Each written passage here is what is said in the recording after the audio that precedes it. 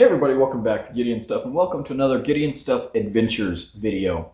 Today, we're leaving New Mexico and we're going to go and visit my neighbors down in West Texas. Today, we're climbing Hunter Peak, which is a mountain located in the Guadalupe Mountains National Park.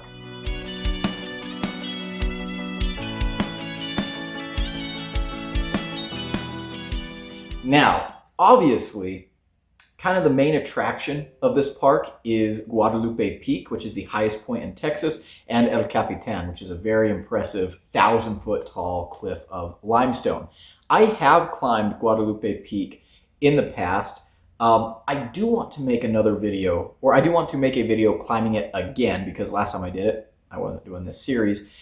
I think that'd be really, really fun.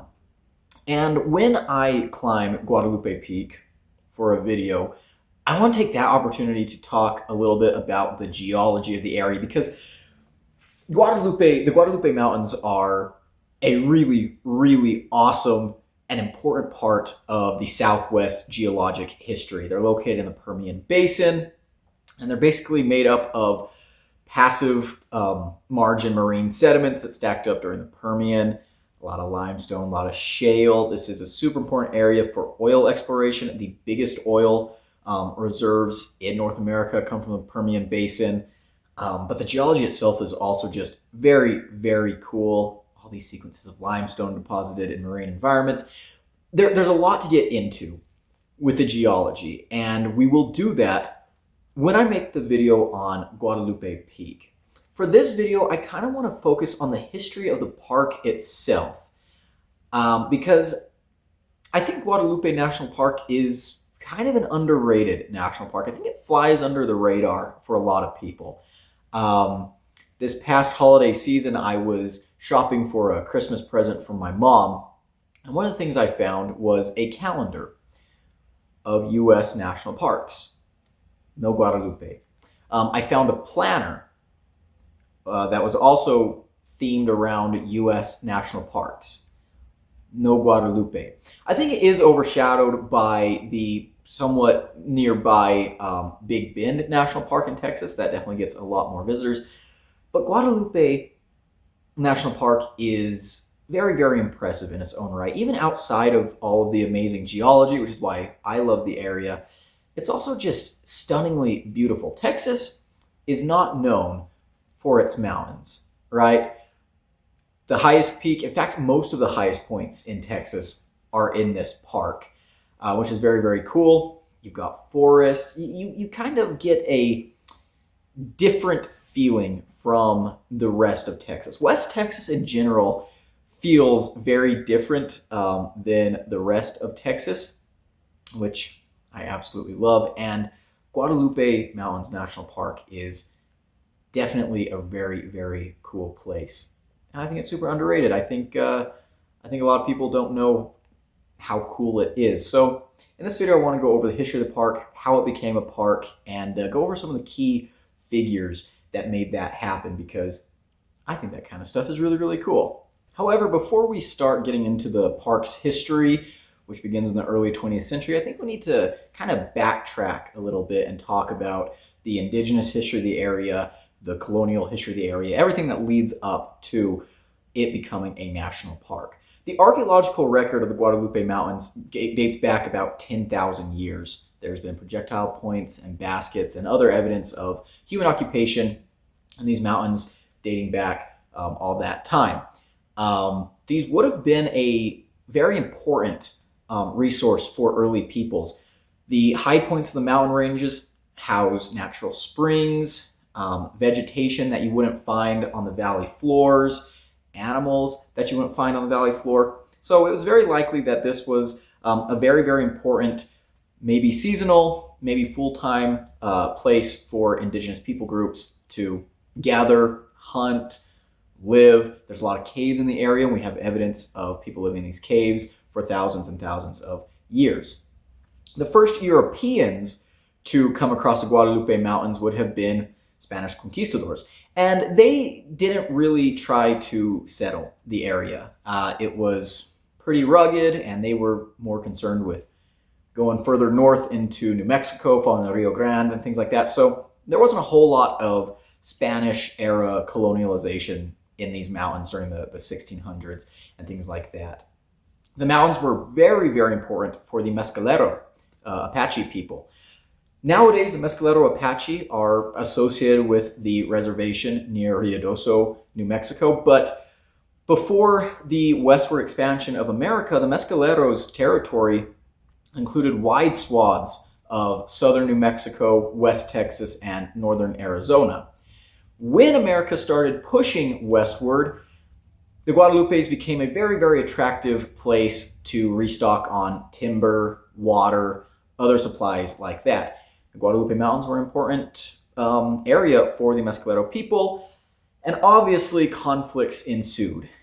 You know, this is the Wild West, stuff like that happens. The Guadalupes actually became a pretty popular place of retreat for the Mescalero people, whether it was warrior bands who were fleeing from the Mexican or American governments, or if it was families who just needed a place to kind of take some shelter and respite from the hostilities. And it makes sense why. Again, the Guadalupe Mountains are full of a lot of resources that you're not going to find down on the valley floor there in Texas. It's easy to go up there and disappear. I mean, heck, you know, if you're a band of small Apache warriors, you can easily lose a huge regiment of U.S. cavalry up in the mountains. They're, you know, fairly easily defensible, it's easy to hide. So it was a very popular place for fugitives from manifest destiny to flee to. A lot of the conflicts with the between the Mescalero and the U.S. during this time was actually due to the construction of the Butterfield Overland Mail Stagecoach Trail. We've talked about that a couple times on the channel. Very, very important to the westward expansion into the Southwest. The Butterfield Overland Trail cannot be understated in its impact, but it would cross the Guadalupes at Guadalupe Pass. A stagecoach station was built at the foot of Pine Canyon called Pinery Station. So the U.S. was very, very interested in getting settled down in the Guadalupes, shall we say, and the Mescalero were not into that. Eventually, Apache raids on the stagecoach became such a problem that the U.S. government ordered the 9th Cavalry Regiment, led by Lieutenant Cushing, to destroy the Apache threat. And Cushing, in the winter of 1869, led his cavalry into the mountains where they destroyed the Apache camps and eventually chased the Apache people to the reservations where they are to this day. In the 1870s, a cattleman named Felix McKittrick settled down in the Guadalupes. He built a little ranch called Frijoles Ranch. And McKittrick Canyon, which is part of the national park, is named after him. I have never been to McKittrick Canyon, but I want to go. The northern end of the canyon is actually located in New Mexico. Guadalupe Mountains National Park sits right at the border between Texas and New Mexico. In fact, the New Mexican line is what is the boundary for the northernmost end of the park.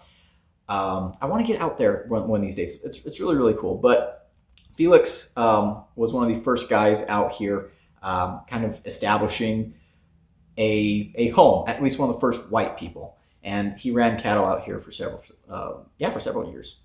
And actually, looking at my notes here, I just realized that McKittrick did not found Frijoles Ranch. That was these guys called the Raider Brothers. Should I refilm this or we'll just make a correction. Okay, so the Frijoles Ranch House was actually the first kind of permanent structure in these mountains, and actually it served as like a community center and post office from 1916 to 1946, which is pretty cool. It's still out there, it's been restored. It's kind of a little museum now for the national park, so you can actually go and visit it today, which is pretty cool. And the Frijoles Ranch House was first built in 1876. I forgot to mention that. But yeah, so around this time, more and more little ranches started popping up around the Guadalupes, owned by several different people. Eventually, a bunch of these ranches would be bought by a guy named J.C. Hunter. Do you see where this is going? I hope so. Now, J.C. Hunter was a judge out of Van Horn, Texas, and he bought a bunch of the little ranches and consolidated them into one big ranch called the Guadalupe Mountains Ranch. Not only was he a judge, but he was also an oil man, so he had a lot of money, and he was incredibly influential for West Texas, as we're about to see. Okay, so here's where we're going to pick up the story of how the Guadalupe Mountains became a national park. And it has a lot to do with cars. Seems kind of weird, but hear me out. In order to delve into this story, I have to provide some context on southern New Mexico and West Texas in the 1920s.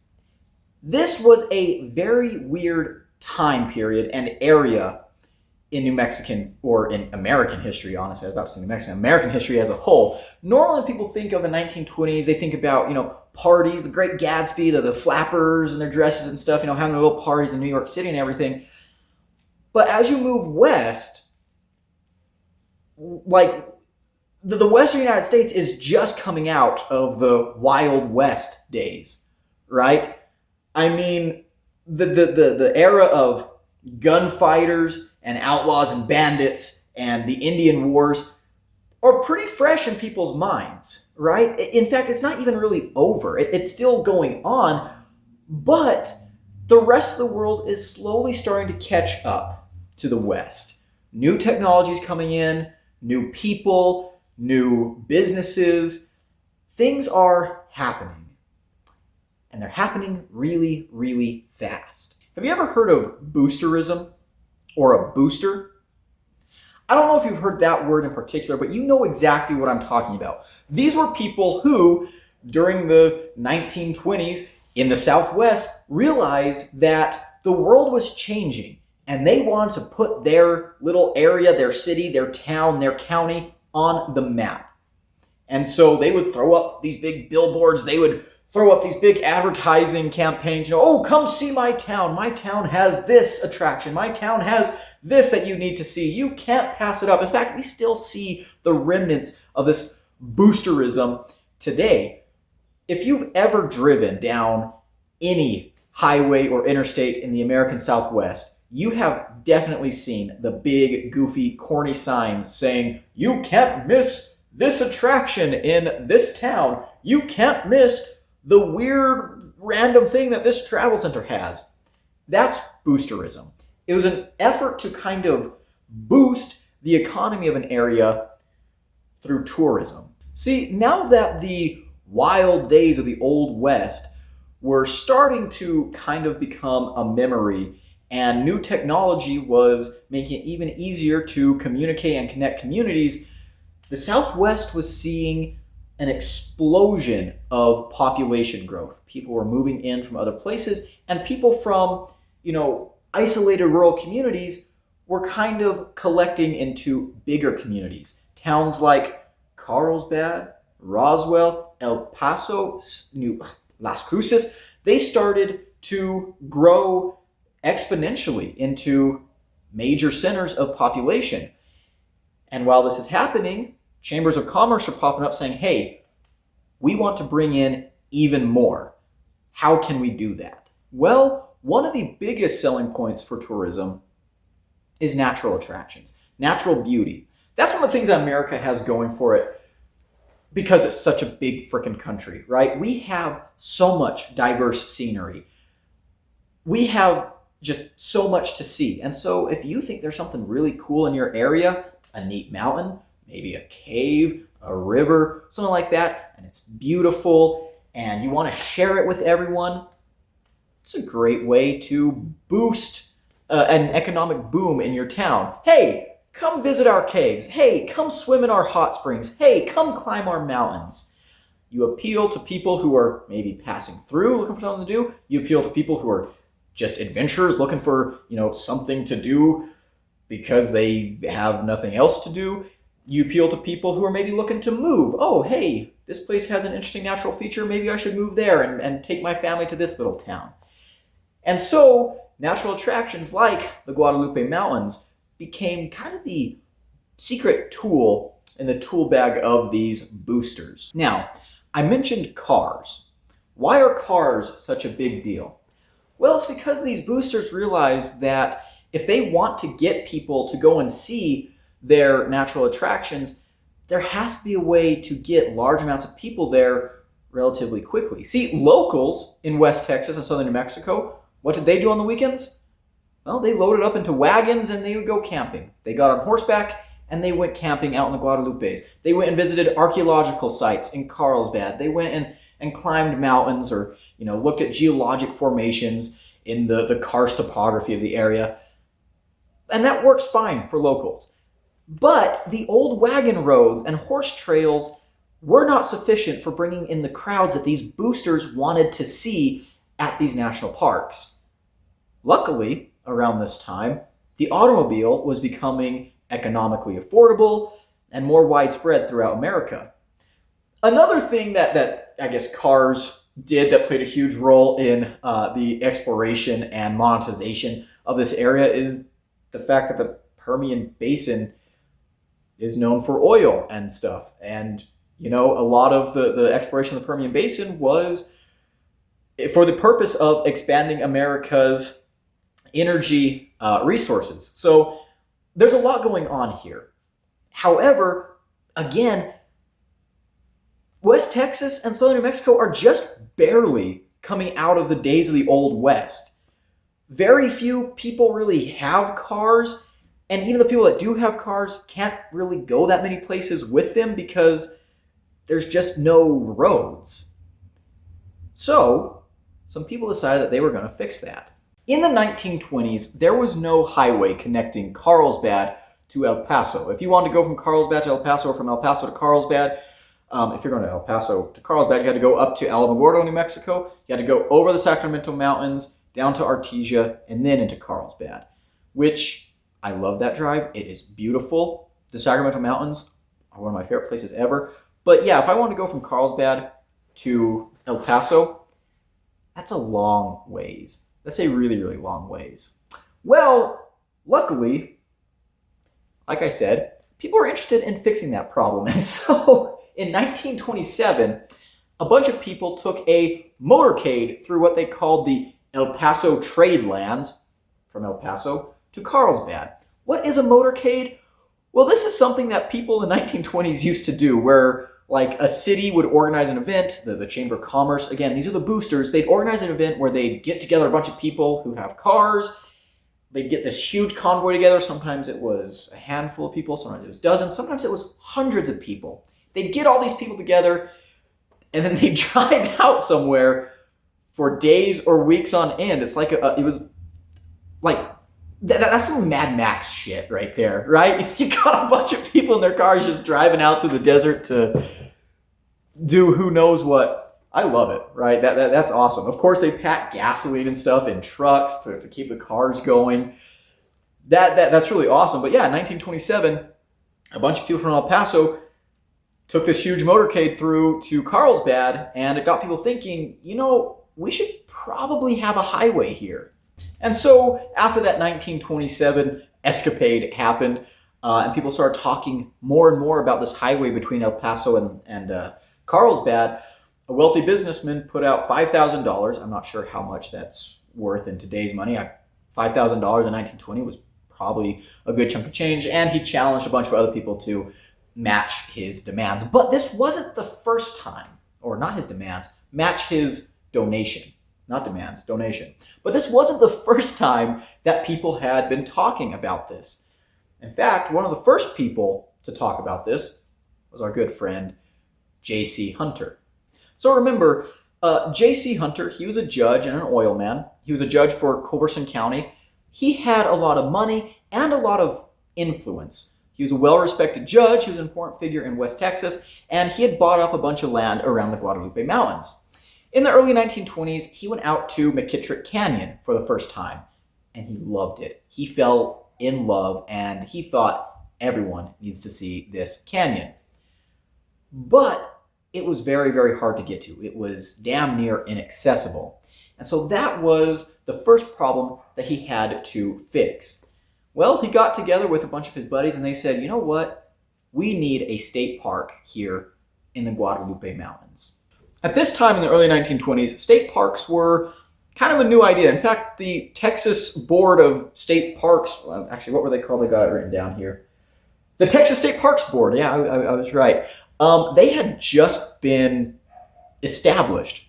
In 1925, a bunch of important people went on a little tour of Carlsbad Cave and McKittrick Canyon. These included pretty important people like Governor Pat Neff of Texas, as well as highway commissioners from New Mexico and Texas, and representatives from the newly formed Texas Board of State Parks.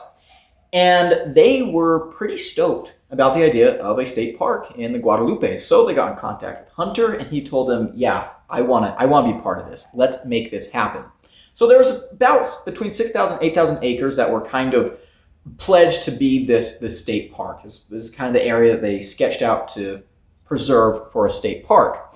And then Hunter, after the highway commissioner said, yeah, you know what, let's build a highway through here, he bought some land near the canyon and donated it for the building of this highway. This was the most important part of this whole plan because the state park doesn't really do much good if no one can get to it. And so building this highway from Carlsbad would be the first step in making the state park a reality. And of course, building this highway from El Paso to Carlsbad would satisfy a lot of other needs that people had been thinking about for the past several years. Throughout this whole process, Hunter also got a promise from the state of Texas, who owned some land at the mouth of McKittrick Canyon, that they would not sell that land and that they would, keep it in reserve for the use of this park. Everything seems hunky-dory, right?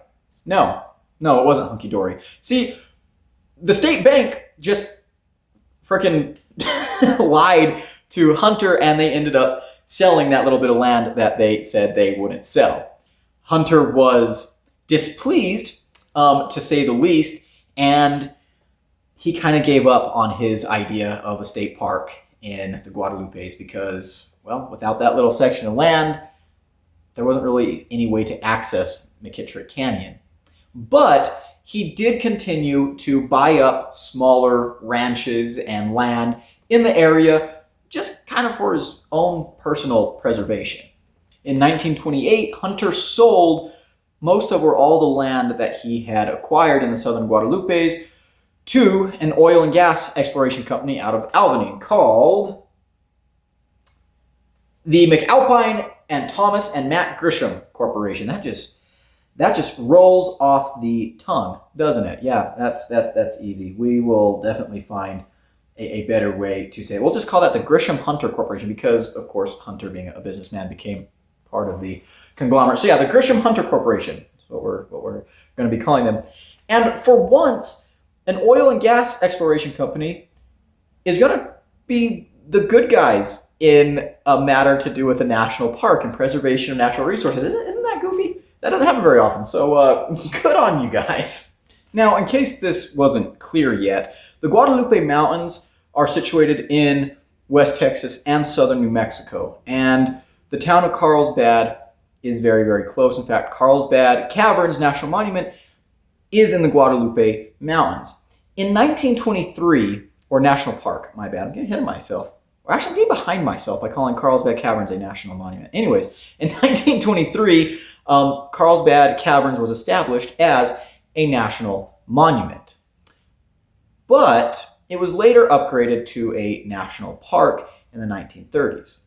But let's go ahead and jump back to 1928. Remember, this is the year that Hunter sold all of his land in the Guadalupe Mountains.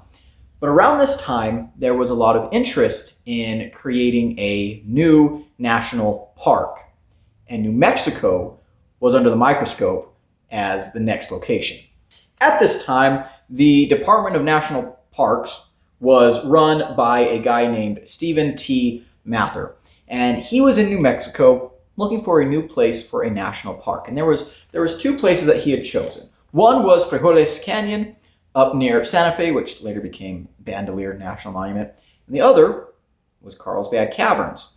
And while he was down Carlsbad Caverns, of course, he was doing some exploration around the Guadalupe Mountains as well. Now, obviously, the Carlsbad Chamber of Commerce really wanted Carlsbad Caverns to be that next national park. That would really boost tourism to their area. And so they were lobbying pretty hard to Mr. Mather to make that happen.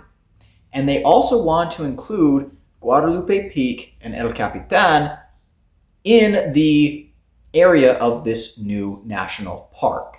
So this would be a national park that spanned the border between New Mexico and Texas. Now, Judge Hunter might have given up on his dreams of a McKittrick Canyon State Park, but him and the Grisham-Hunter Corporation were still huge supporters of tourism in southern New Mexico and West Texas, and they owned about 43,000 acres in the Guadalupe Mountains. So obviously, they were brought in on these discussions. Now, once again, the most important part of this puzzle piece of establishing a new national park was roads, of course. And the Grisham-Hunter Corporation was still advocating strongly for this highway between El Paso and Carlsbad. And so, in 1928, they threw a huge picnic out at McKittrick Canyon. Hunter really, really loved McKittrick Canyon. Honestly, I kind of feel like it should be renamed after him. I'm kind of teasing, but man, he really loved that place. So anyways, they threw this huge picnic out there, and of course they invited commissioners of the highway department from Texas and New Mexico. The governors of both Texas and New Mexico came to this party. The party was hosted by the Army stationed out of Fort Bliss, who took care of the cooking and cleanup and this, that, and the other. It was a huge deal. And everyone who went to the party thought to themselves, you know what? Yeah, I think this highway needs to happen. Okay, now I want to read directly from the National Park Service article surrounding this picnic. Quote, Highway Commissioner Sterling spoke about the park potentials of the Guadalupes, calling it the, quote, recreation center of Texas, close quote.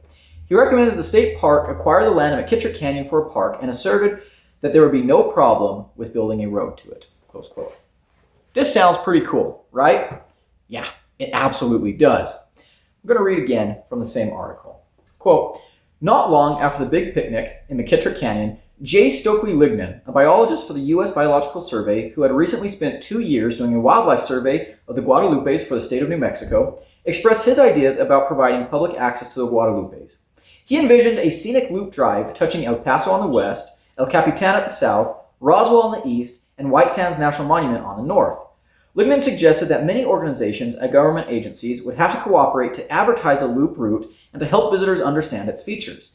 He emphasized, however, that while roads should be built to the canyons in the Guadalupes, the canyons themselves should only be accessible by foot or horseback.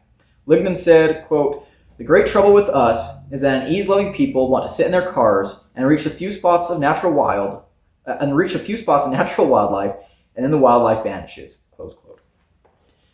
I think that's a very, very reasonable stance to take, and that's kind of the approach that the National Park Service has taken in the years since. Well, in 1929, US 62 was completed between El Paso and Carlsbad, and in 1931, US 80 between Van Horn and El Paso was completed. So the highways became a thing. People could now get out here easily. The only thing left to do is establish a park. Over the next few years into the early 1930s, there was a lot of legislative issues with creating any kind of park out in the Guadalupes. A bunch of different things were proposed. Guadalupe Mountains National Monument, McKittrick Canyon National Monument. State park ideas came up and were discarded. People from all over the country came and looked at the area. Of course, Carlsbad Caverns was established as a national park. The premier national park guy at the time, the superintendent from Yellowstone, he came down to the area, did a little survey, and said, we could extend out to the Lincoln. Most of it was based around extending the parameters of Carlsbad Caverns, but it seems like a lot of people were really not into the idea of extending Carlsbad Caverns National Park into Texas. They kind of wanted to make sure that state boundary served as a boundary. And so things went back and forth for years in legislation. I'm not super interested in all that stuff. It's boring. But the point is, things were working slowly, and it didn't really look like anything was going to come of the Guadalupe Mountains National Park, National Monument, State Park, whatever. Now, Hunter, through the Grisham Hunter Corporation, was still actively involved in trying to get some kind of exposure to these mountains. They had like offered up a bunch of their land. It's like, hey, you know, we can give this, but there were some problems. They didn't own all the land in the relevant areas. One of the guys was this guy named Pratt, who was a petroleum geologist, who was really, really important in exploring the geology of the area, but he owned some land that he didn't really want to give up down there. And at this time, the national government didn't really buy land from private citizens to turn into parks. A lot of the times, wealthy philanthropists would buy this land and then donate it to the government, or the government would use land that they already owned. It was kind of seen as bad publicity, I guess, to buy out private citizens to turn their land into a national park.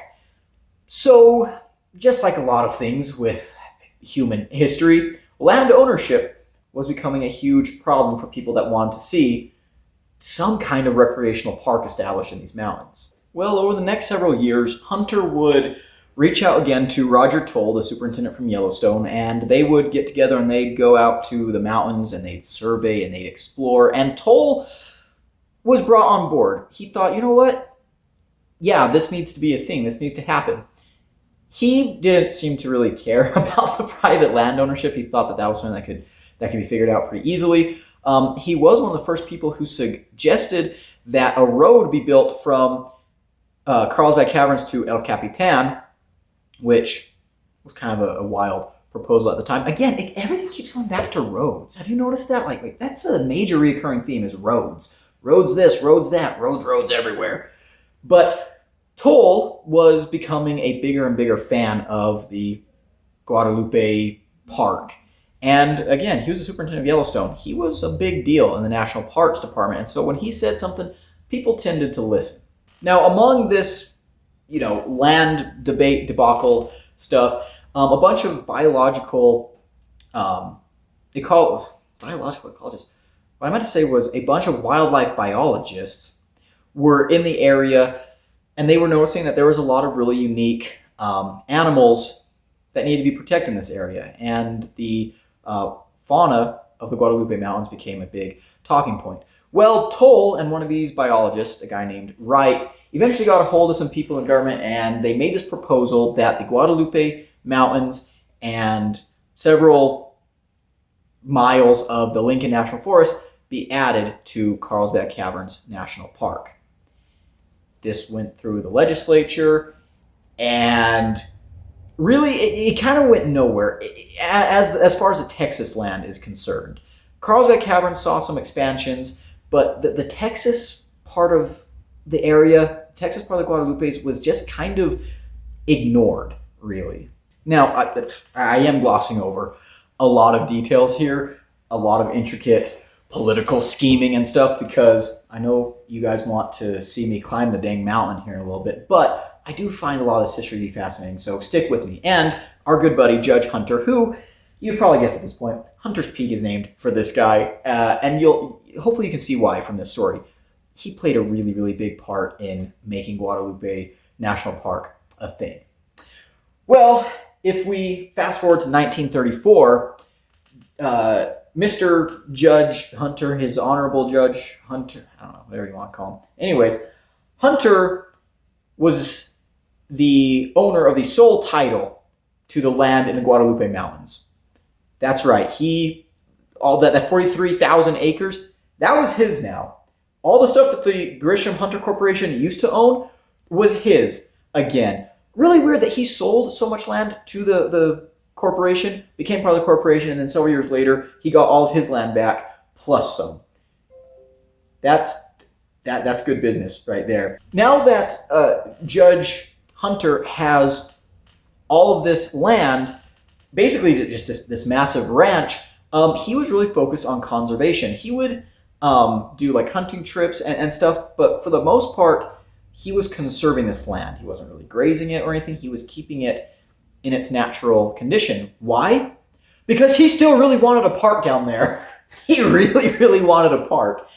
And eventually, he donated 1,000 acres near McKittrick Canyon to the state of Texas. Of course, it's McKittrick Canyon. This guy, he loves McKittrick Canyon. He freaking loves it, and he wants to share it with everyone. This guy really wanted to share McKittrick Canyon with people. I respect him. I respect him a lot. Good on you. Good on you, sir. But he had a couple stipulations with this donation. It wasn't just that he was giving this land. No, he had demands. Let me read. Number 1, he asked that the state build an 8-mile access road to the canyon. And number 2, that development must begin immediately, preferably through the use of Civilian Conservation Corps personnel. You know what? Those are like pretty reasonable demands. I'm going to give you this land, build a road to it. Use the CCC, right?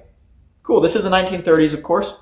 People are looking for jobs, and hey, look, he's trying to get people jobs.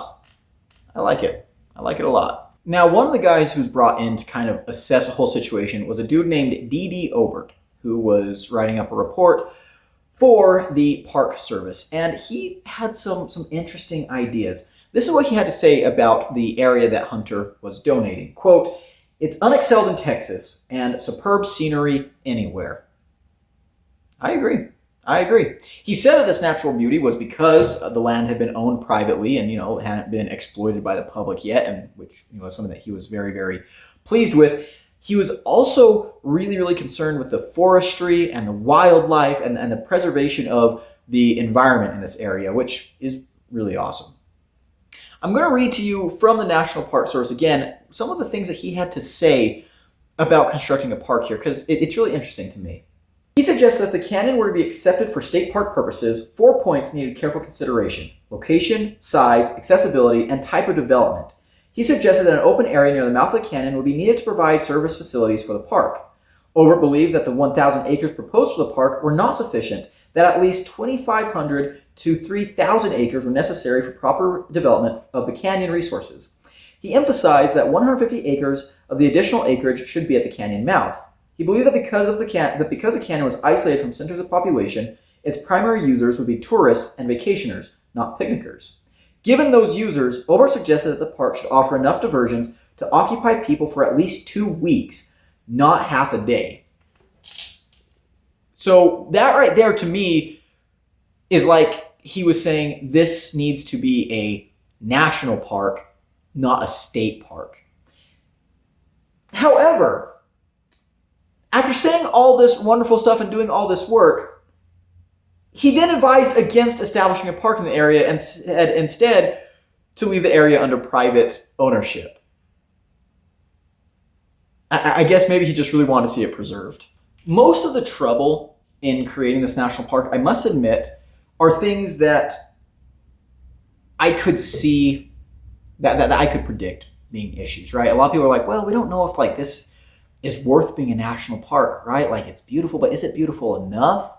Carlsbad Caverns is already here. Do we really need 2 national parks right close to each other? Because for some reason, everyone was against just extending Carlsbad Caverns into Texas to include the Guadalupes. For a long time, I kind of had similar thoughts about Guadalupe National Park. I was like, why is this a park? The cool stuff is at Carlsbad Caverns, right? The Guadalupes are beautiful, I'm sure, but did we really need a national park there? Sure, El Capitan's a cool cliff, but do we need a national park there? That was all stuff that I said before I ever visited the park. After visiting the park, I was like, oh yeah, this is really freaking dope. I'm glad that this exists. This definitely deserves to be a national park. But I can see where people were coming from, right? What makes the area so special? Well, it turns out a lot, and you should definitely go to Guadalupe National Park. Guadalupe Mountains National Park did not become a thing until the 1970s.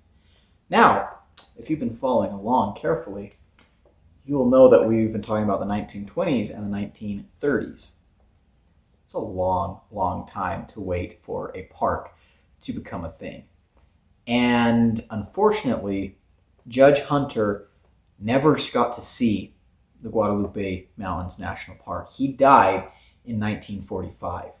Now, of course, there was a lot going on in America throughout these years, you know, a couple of little wars you might have heard of between the 30s and the 70s.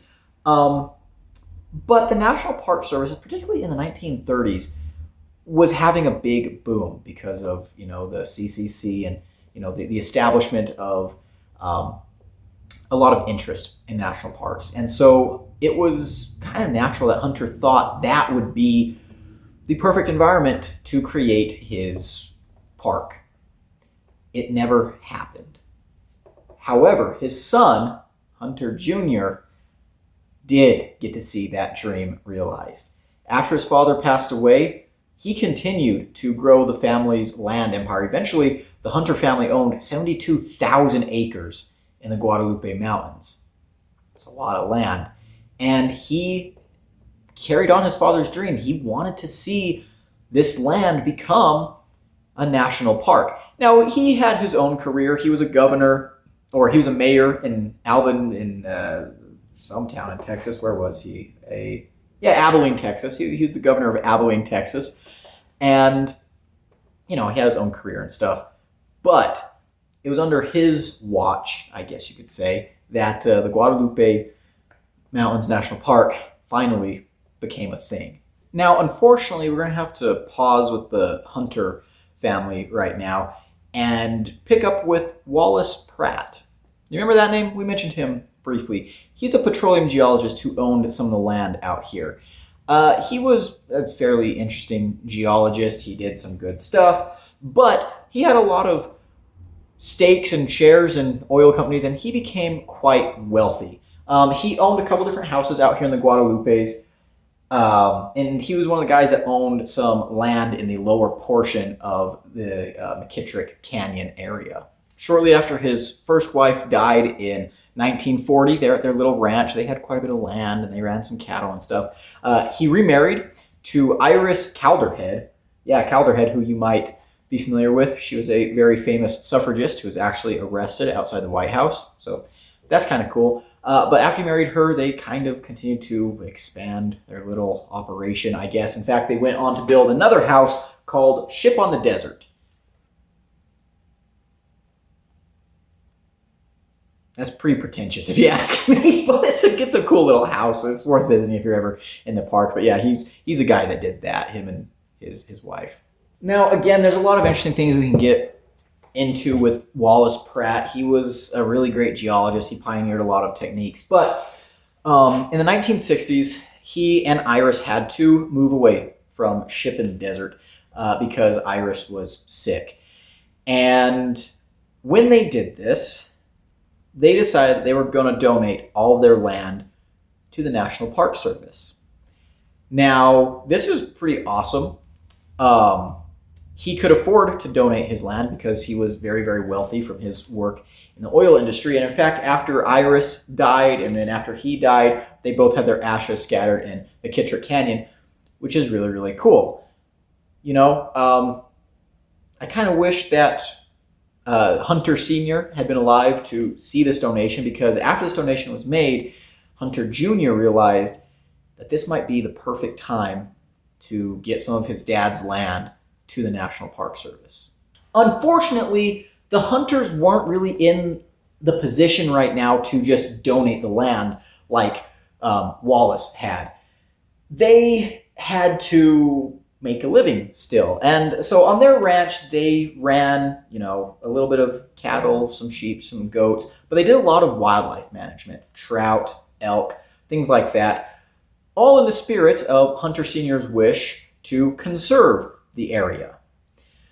Well, as time went on, Hunter Jr. became increasingly more worried that when he passed on, the family would do things with the ranch that were against his father's wishes. And so he started making a deal with the federal government. He couldn't donate the land, but he could sell it. Well, in September of 1972, Guadalupe Mountains National Park was established about 6 years after Hunter Jr. decided to sell his father's land to the government. And at the hearings before the House National Parks Committee, Wallace Pratt actually got up to speak. And he complimented the hunters on their conservation of the mountains. And here is what he had to say. Quote, "I want to commend the remarkable wisdom of my neighbor, Mr. J.C. Hunter, Jr., and his father before him, whose persistent efforts have brought under one ownership by far the largest part of the area that will constitute Guadalupe Mountains National Park." And that is how Guadalupe Mountains National Park became a national park.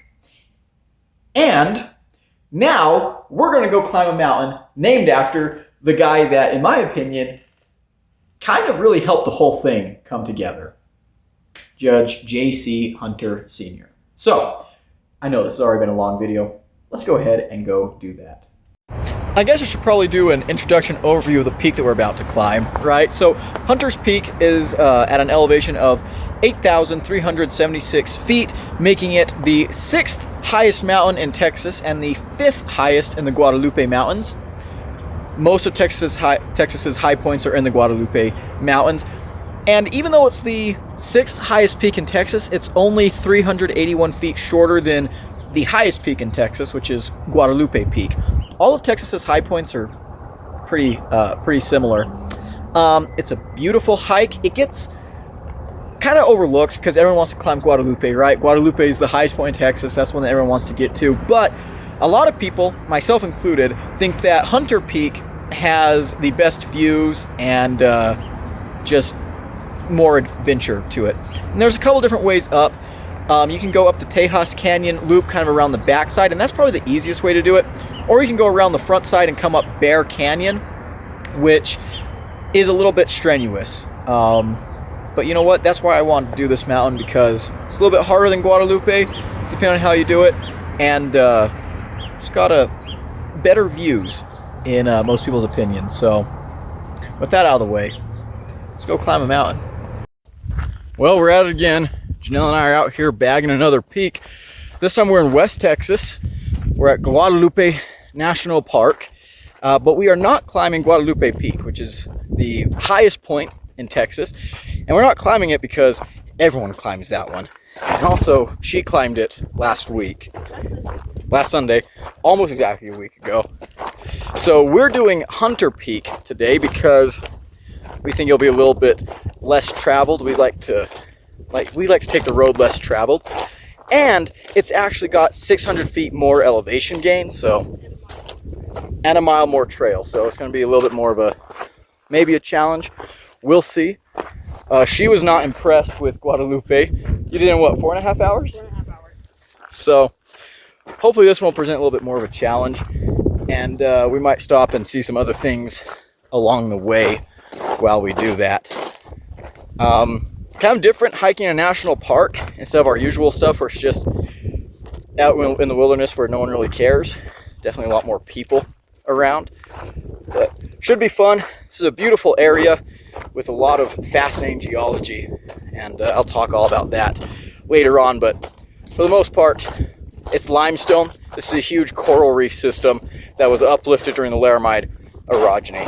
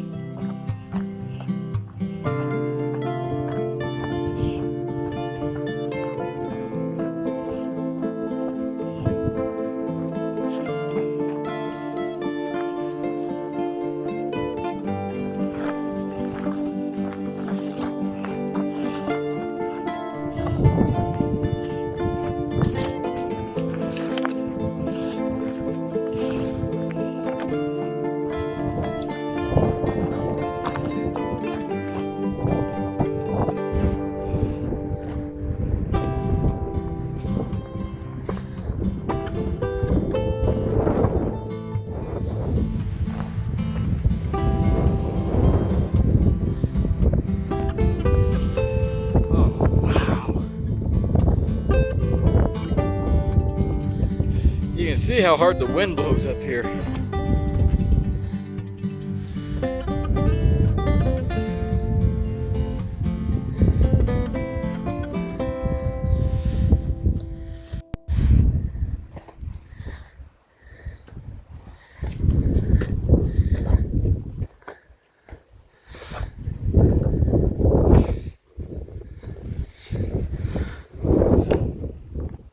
Oh, wow.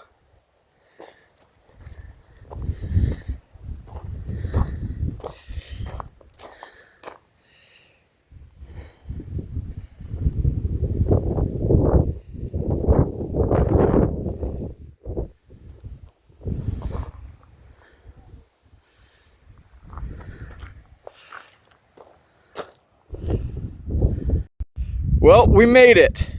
Right there is Guadalupe Peak. There's El Capitan. Looking south, well, kind of southeast. There we go, looking north towards New Mexico. Right over there. You can see these limestone cliffs just go all the way. And these are the Guadalupes. They continue and they end in southern New Mexico. But man, it is gorgeous up here. Absolutely gorgeous. Janelle's about to fall off the cliff. Look at this.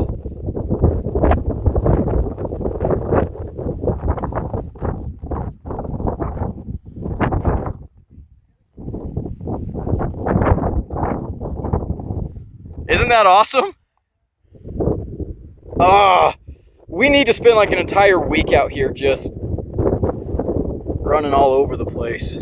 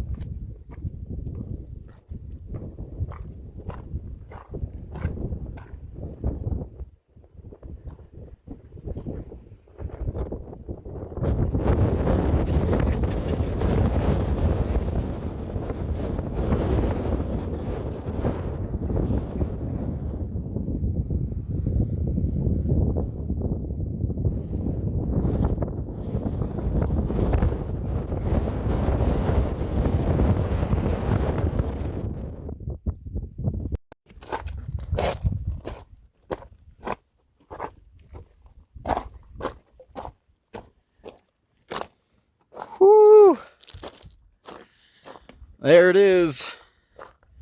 That's Hunter Peak. We were on top of there a little bit ago. Man, this is gorgeous in here. We're coming back on the Tejas Trail. So we went up on the north side of the peak, and then we came down this way and zigzagged our way back around to here. There's Guadalupe. There's a big canyon. There's a Guadalupe Trail. Yeah. Pretty good hike. We did it in about 6 hours, which is not too bad for going all the way around. I'm actually pretty happy with that. There's a campground over there. One of my favorite things about this park, and actually I'm not seeing one right now, is actually the mountain mahogany. I love mountain mahogany. And we don't have a ton of it in New Mexico. I mean, it's around, but there's a bunch of it here at this park, and it's a beautiful tree. I really hope we find some. There's also a lot of alligator juniper in here, which you guys already know how I feel about alligator juniper. I love it. And that's gonna be it for today, guys. Thank you so much for watching. Big shout out to my channel members right here. I hope you guys really enjoy this video. My channel members are awesome, by the way. If you want to become one, there's a button down below. As for the rest of you hooligans, if you like the video, leave a like, comment below, and subscribe. Share the video, and I'll see you in the next one. Adios.